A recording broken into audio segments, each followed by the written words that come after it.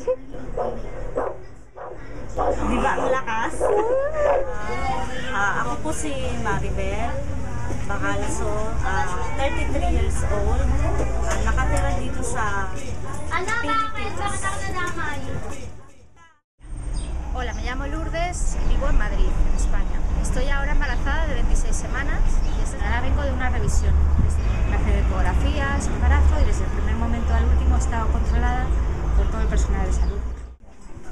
Ang birth history ko dito, ito naman yung pag-ano nila sa akin, yung pagdating sa ward, sa isang bed, 3 kami sa pasyente. Kaya ang ginawa namin, yung mga baby na lang nakahiga, kaming mga nanay nakaupo na lang.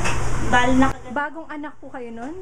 2 hours after. En principio voy a seguir confiando en los servicios públicos, ¿no? Y para ir en un hospital donde tuve a mi niño anterior.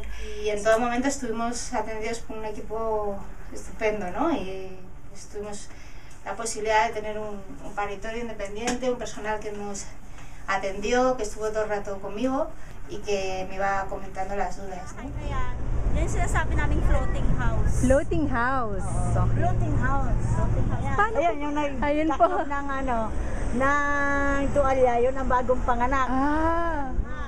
Saan po sila nanganganak, Nay?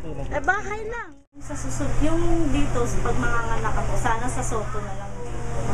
NGO siya, tapos dito ako nagpo-volunteer pag wala akong ginagawa sa bahay.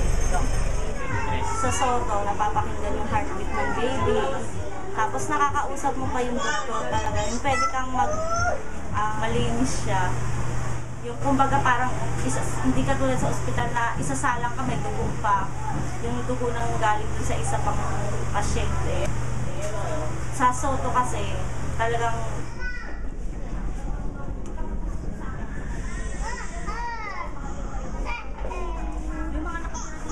Los objetivos del milenio representan derechos fundamentales.